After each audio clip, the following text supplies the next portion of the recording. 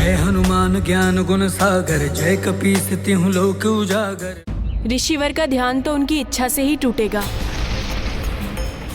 उचित है कि तुम प्रतीक्षा करो और मुझे अपने कार्य करने दो।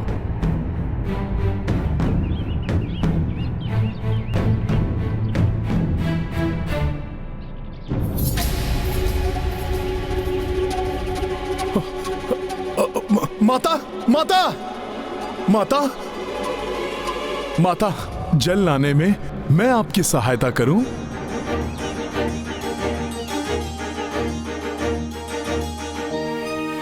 जिससे कि मैं उतने समय में ऋषिवर की कथा भी सुन सकूं। कदाचित ऋषिवर की कथा सुनने से ही कोई ऐसा उपाय मिल जाए जिससे कि मैं इन्हें ध्यान से उठाकर शीघ्र अतिशीघ्र अयोध्या लेकर जा सकूं। गंगे च यमुने चैव गोदावरी सरस्वती नर्मदे सिंधु कावेरी जलेस्मिन् सन्निधिं कुरु। गंगे च यमुने चैव गोदावरी सरस्वती नर्मदे सिंधु कावेरी जलेस्मिन् सन्निधिं कुरु। अब शीघ्र ही पूर्ण सज्जित किया जाए अश्व को।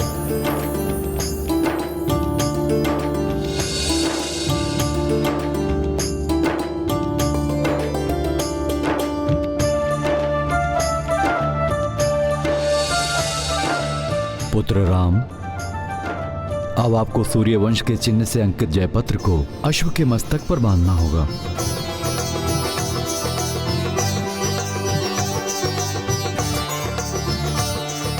अश्व तो अब दिग्विजय यात्रा के लिए पूर्णतया सज्जित हो गया है, किंतु ऋषिवर च्यवन आने वाले हैं, इसलिए हवन आदि और आगे की विधि उनके अनुसार हो तो उचित है।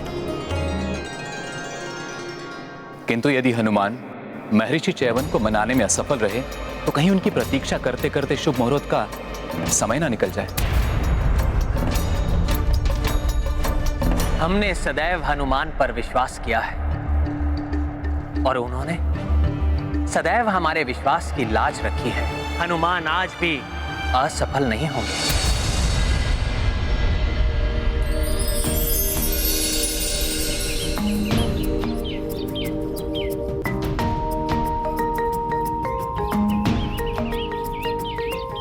तो तुम कथा सुनना चाहते हो?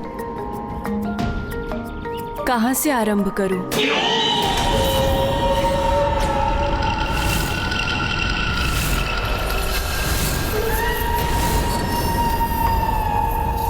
कोई और भी है यहाँ हमारे आसपास? कहीं राक्षस निकुंभ तो नहीं यहाँ पहुंच गया?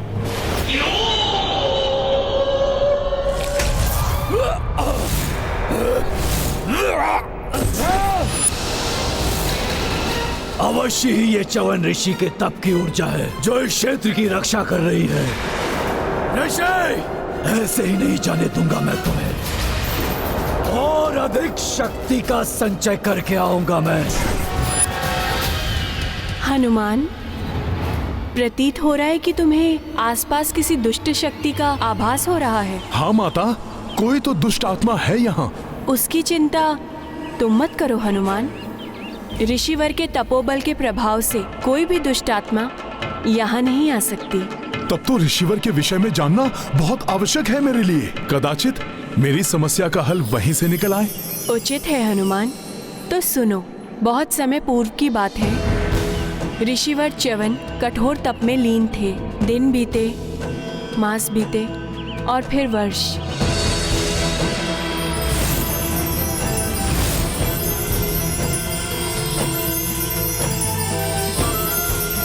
और इस प्रकार सहस्त्रों वर्ष उनका तप चलता रहा।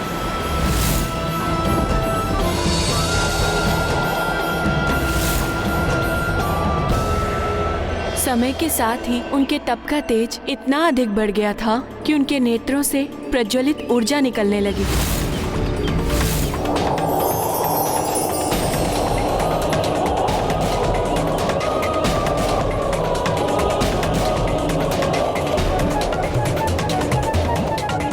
इतने गहन ध्यान में लीन हो गए कि दीमकों ने अपनी बाम्बियां उनके चारों ओर बना ली।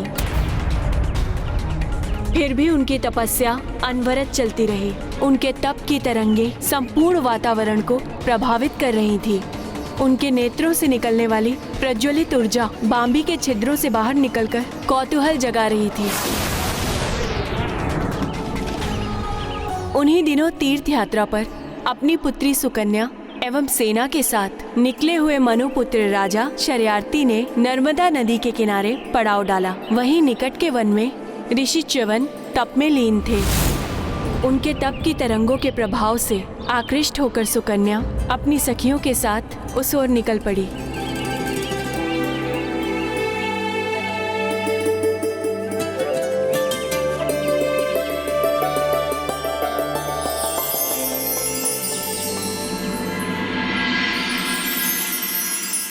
शीघ्र ही राजकुमारी सुकन्या च्यवन ऋषि की देह पर बनी हुई बाम्बियों के निकट पहुंच गई और उनके 2 छिद्रों से निकलते हुए प्रकाश को देखकर उसका कौतूहल और बढ़ गया।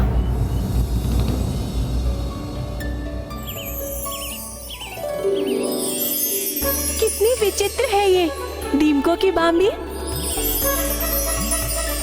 और इन छिद्रों से निकलते हुए प्रकाश को देखकर ऐसा प्रतीत होता है जैसे इसके भीतर कोई प्रकाश पुंज हो। मैं देखती हूँ कि ये प्रकाश पुंज है क्या।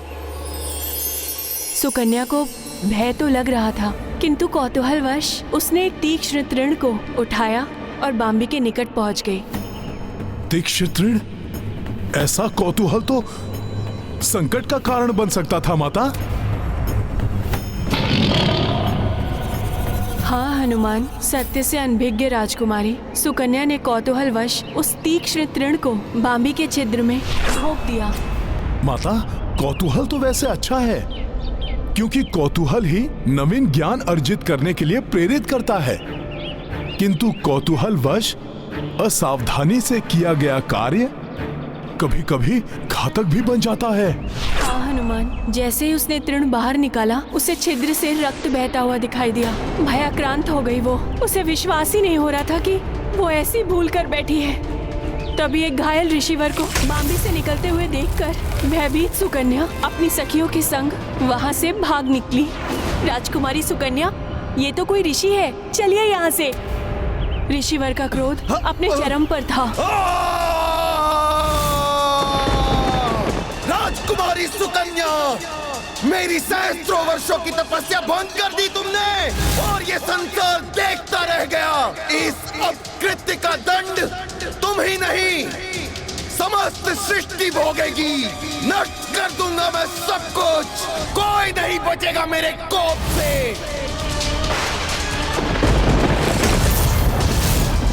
ये तो बहुत ही बुरा हुआ माता। ऋषिवर के क्रोध का ऐसा झंझावात उठा कि सृष्टि के पंचभूत तत्व भी असंतुलित हो उठे। वायु महाप्रचंड वेग से सब कुछ उड़ाने लगी।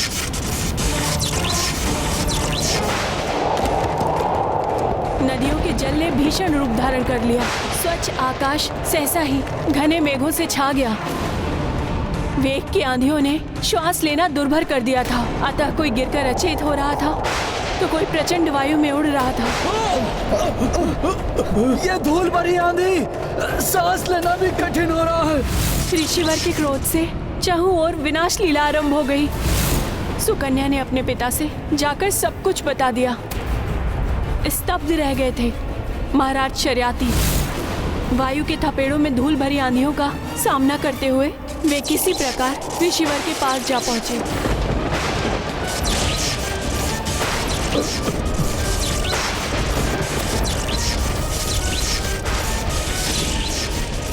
क्षमा ऋषिवर, क्षमा। मेरी पुत्री के इस कृत्य के लिए मैं क्षमा चाहता हूँ। अपने इस कोप को शांत कर लीजिए ऋषिवर।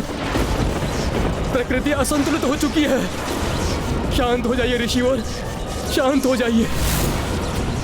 महाराज शर्याती की क्षमा याचना का ऋषि के कोप पर कोई प्रभाव नहीं पड़ा और उसे देखकर सुकन्या भी उनके चरणों में गिर पड़ी।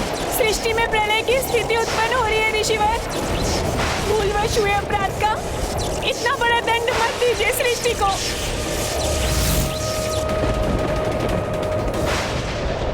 भूलवश किया गया हो या जानते हुए, अपराध अपराध होता है।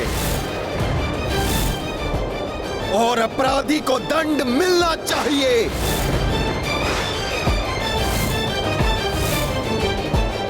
तो मुझे दंड दीजिए, अपराध मुझसे हुआ है और मैं इसके प्रायश्चित के लिए प्रस्तुत हूँ ऋषिवर। तुम करोगी प्रायश्चित? मेरे जीवन भर की तपस्या को भंग किया तुमने, तो आजीवन मेरी सेवा करने का प्रण लो, विवाह करो मुझसे।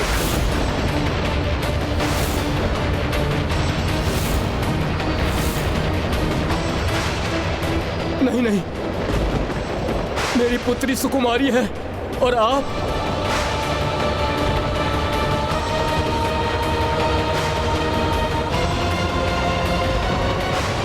स्वीकार है मुझे, विवाह करूंगी मैं आपसे। सदैव आपकी सेवा का प्रण लेती हूं मैं, किंतु ये विनाश लीला अब रोक लीजिए।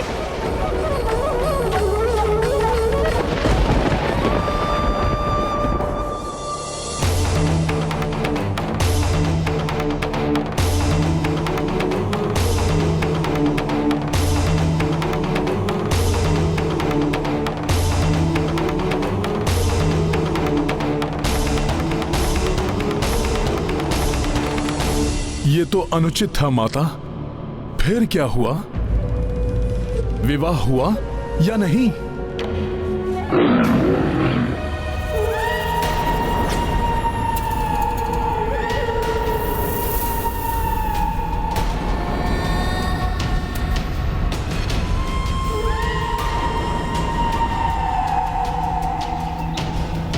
ये ध्वनि अवश्य ही कोई तो है यहां।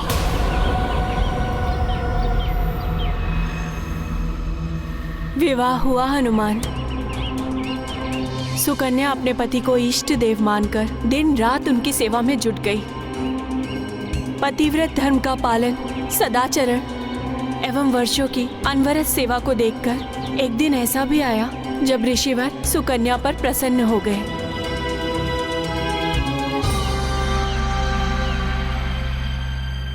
सुकन्या, तुमने श्रेष्ठ धर्म पालन एवं निस्वार्थ सेवा से मुझे प्रसन्न कर दिया, किंतु मुझे दुख है, मैंने तुम्हें ऐसा दंड दिया जो कोई भी सुकुमारी स्वीकार नहीं करती। तुम सुंदर तरुणी और मैं एक नेत्र वाला कृशकाय वृद्ध। किसी प्रकार मेरा नेत्र मुझे वापस मिल जाता, मेरी युवा अवस्था लौट आती, तो मैं तुम्हें वो सुख दे पाता जो तुमने मुझे अपनी सेवा से दिया है। ऐसा संभव है ऋषिवर? प्रणाम ऋषिवर। प्रणाम माते। आप? मैं अश्वनी कुमार हूं ऋषिवर, पिताश्री सूर्यदेव और माता प्रभा का पुत्र। चिकित्सा विज्ञान एवं औषधीय शास्त्र से परिपूर्ण आयुर्वेद का विशेषज्ञ हूं मैं आपको ऐसी औषधि प्रदान कर सकता हूं जिससे आपका एक नेत्र एवं आपका यौवन लौट आएगा और आप मुझसे भी अधिक सुंदर और हृष्टपुष्ट दिखाई देने लगेंगे। किंतु प्रतिफल स्वरूप पहले आपको यज्ञ में अन्य देवताओं की भांति मेरे लिए भी हविष्य अर्पण करना होगा, जिससे कि मैं भी देवताओं की पंक्ति में बैठने का अधिकारी बन सकूं।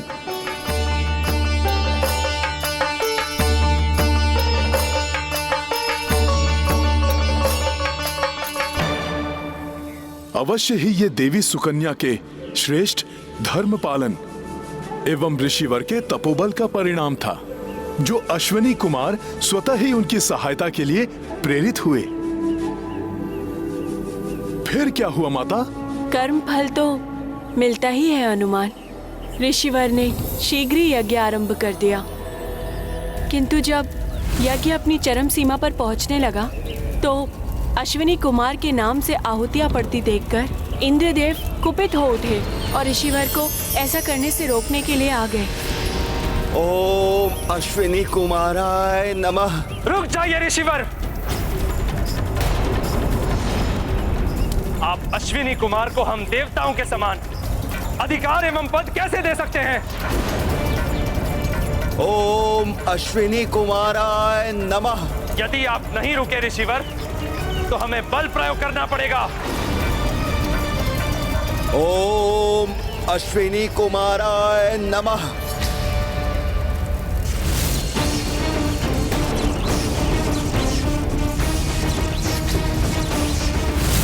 ओम अश्विनी कुमाराय नमः। आप ऐसे नहीं रुकेंगे ऋषिवर।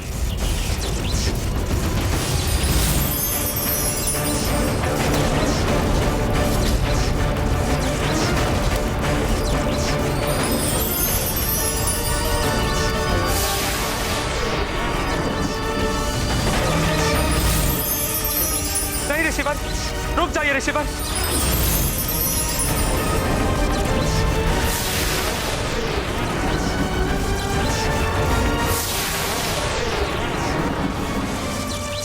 क्षमा ऋषिवर च्यवन, क्षमा। रोक लीजिए अपने कोप को।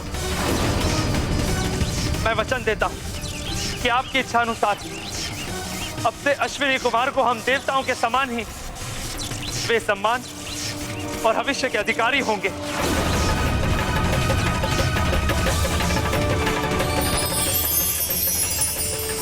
शांत हो जाइए ऋषिवर, क्षमा कर दीजिए इंद्रदेव जी को।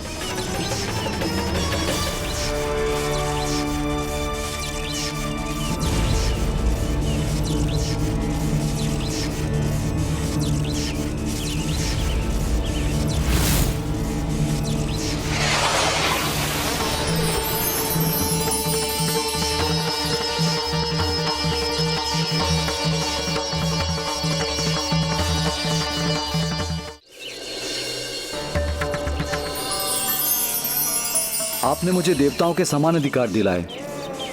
आपको धन्यवाद ऋषिवर। अब आप ये औषधि स्वीकार कीजिए। इसके सेवन से आपकी दृष्टि लौट आएगी और आप पुनः युवावस्था को प्राप्त हो जाएंगे।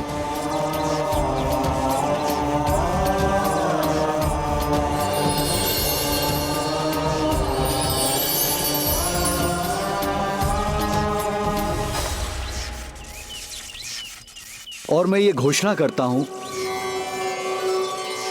भविष्य में ये औषधि आपके नाम से ही प्रचलित होगी। च्यवनप्राश के ही नाम से सब इसे जानेंगे।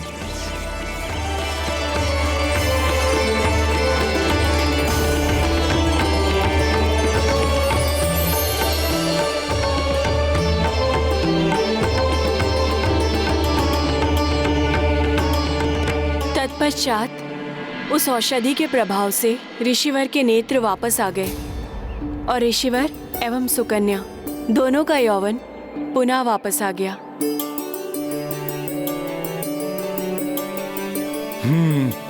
मैं पहचान गया माता, आप ही राजकुमारी सुकन्या है ना?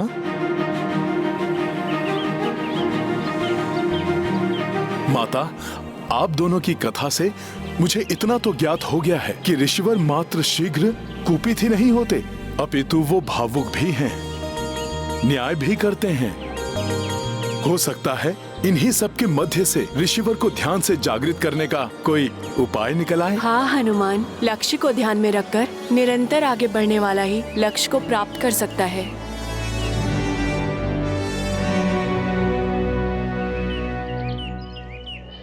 माता, कथा सुनते सुनते हम यहाँ कब पहुँच गए ज्ञात ही नहीं हुआ। अब मैं जल भर कर लाता हूँ।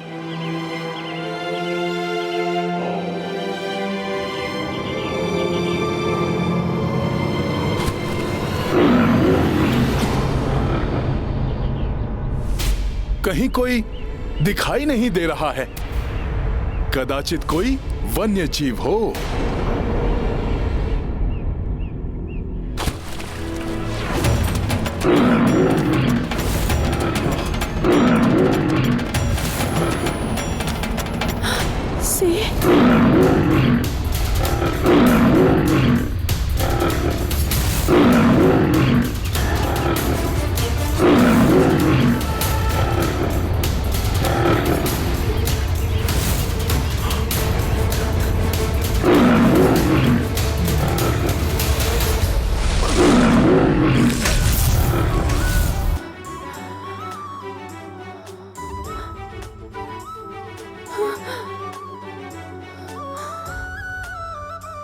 भयभीत होने की कोई आवश्यकता नहीं है माता। मैं संभाल लूंगा सिंह को। रुक जाओ हनुमान। जीव हिंसा ऋषिवर के सिद्धांतों के विपरीत है, विशेष रूप से वन जीवों की हिंसा के वो पूर्णतः विरुद्ध है। इसलिए तुम इस सिंह को आहत मत करना। ये स्त्री मेरा आहार है वानर, इसलिए मेरे मार्ग से हट जाओ। मैं बहुत भूखा हूँ। ऋषिवर च्यवन के सिद्धांतों के अनुसार मैं तुम्हें आहत नहीं करूंगा वनराज, किंतु तुम्हें माता को भी आहत नहीं करने दे सकता।